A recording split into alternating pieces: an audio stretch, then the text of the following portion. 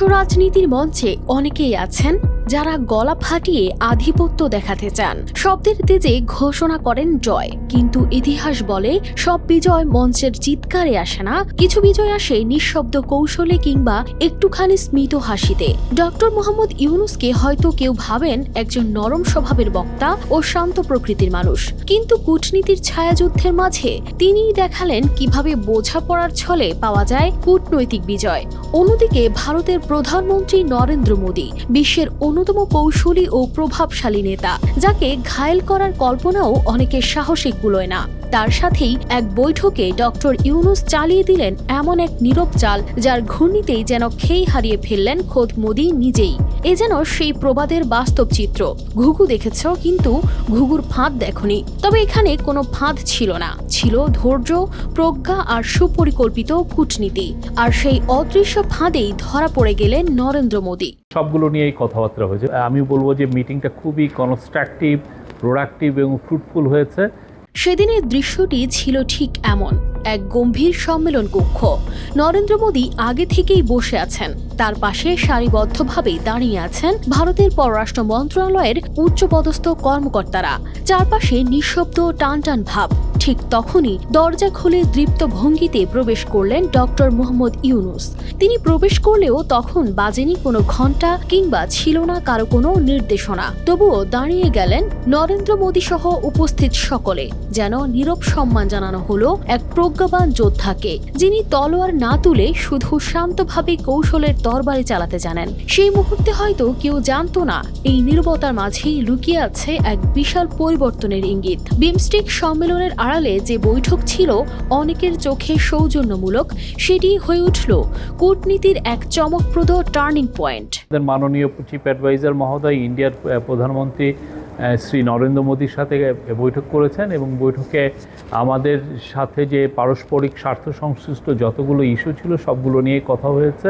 বৈঠকের টেবিলে আসীন হয়েই ডক্টর ইউনূস ছাড়লেন এক নিঃশব্দ প্রভাব। ভারসাম্যপূর্ণ দৃষ্টিতে তাকালেন চারপাশে। মোদী কিছুটা গম্ভীর, কিছুটা সংযত, কিন্তু তার অভ্যস্ত আত্মবিশ্বাস যেন কেমন হালকা হয়ে গিয়েছিল। সেই মুহূর্তেই শুরু হয় নিঃশব্দ যুদ্ধ। এর মাঝেই ডক্টর ইউনূস মোদীর সামনে উপহার তুলে ধরলেন একটি ছবির ফ্রেম, যেখানে দেখা যায় 2015 সালে মোদী নিজ হাতে তাকে স্বর্ণপদক পরিয়ে দিচ্ছিলেন। এই উপহার যেন কৌশলে ঝোপ বুঝে কোপ মারার মতো সেরা মুহূর্ত। এই উপহার ছিল না কোনো সাধারণ উপহার, এটি ছিল এক ঢিলে দুই পাখি মারার নিখুঁত কৌশল। এতে প্রধান উপদেষ্টা যেন বুঝিয়ে দিলেন বাংলাদেশ কৃতজ্ঞ, সম্পর্ক স্মরণে রাখে, বন্ধুত্বের ভবিষ্যৎ নির্ভর করছে ভারতের এখনকার অবস্থানের উপর। এই বৈঠক শুধু নেট দুনিয়ায় নয়, আলোচনার জন্ম দিয়েছে দেশের রাজনৈতিক মহলেও। বাংলাদেশ ভারতের এই অঞ্চলে যে প্রেক্ষাপট, সেই প্রেক্ষাপটে আমাদের প্রধান উপদেষ্টা ডক্টর ইউনূস এবং ভারতের প্রধানমন্ত্রী আপনার মোদী সাহেবের বৈঠকটা, এটা আমাদের সামনে একটা আশার একটা আলো তৈরি করছে যে ভারত এবং বাংলাদেশের সম্পর্কের মধ্যে যে একটা বিটারনেস তৈরি হয়েছিল, সেই বিটারনেসটা তৈরি যেন আর বেশি না সামনে যায়, অথবা এটা আপনার যেন কমে আসে, সেখানকার কিছু নতুন সম্ভাবনা সৃষ্টি হয়েছে।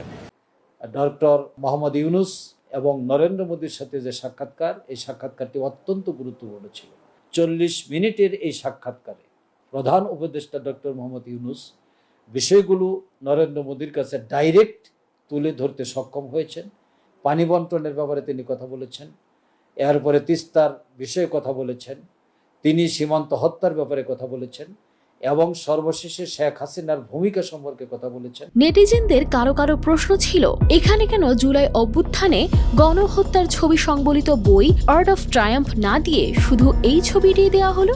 বিশ্লেষকদের মতে এটিও ছিল সুদূর প্রসারী কূটনৈতিক কৌশল, কারণ এই ছবি ছিল না হিরোইজমের, বরং ছিল সম্পর্ক, কৃতজ্ঞতা আর সুগভীর এক স্মারকের প্রতীক। কারণ ম্যান্ডেলা থিওরি অনুযায়ী শত্রুর শত্রুই বন্ধু। আর এই উপমহাদেশে ভারসাম্য রক্ষায় ডক্টর ইউনূস যেন চতুরভাবে সেই মডেলই ব্যবহার করেছেন। আমাদের যেগুলো স্বার্থ সংশ্লিষ্ট যতগুলো বিষয় ছিল সবগুলো বিষয়ই আমাদের চিফ অ্যাডভাইজার মহোদয় সেই মিটিংয়ে বলেছেন। যেমন শেখ হাসিনার প্রত্যর্পণ বিষয়ে কথা হয়েছে, শেখ হাসিনা যে ওইখানে বসে অনেক ধরনের ইনসেন্ডিয়ারি কমেন্ট করছেন সেগুলোর বিষয়ে কথা হচ্ছে।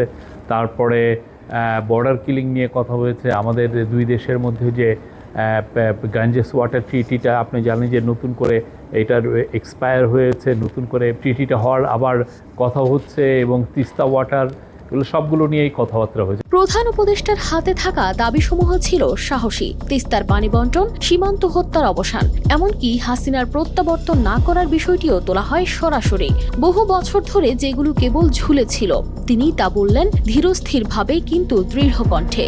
যেভাবে তিনি মোদির সামনে সীমান্ত হত্যা, তিস্তা চুক্তি বা হাসিনার প্রত্যাবর্তনের মতো স্পর্শকাতর দাবি তুললেন, তা এতটাই পরিমিত, এতটাই নিখুঁত ছিল যে সাপও মরল কিন্তু লাঠিও ভাঙল না। ভারত বুঝে গেল নির্দিষ্ট রাজনৈতিক গোষ্ঠী নয়, সম্পর্ক রাখতে হবে রাষ্ট্রের সাথে।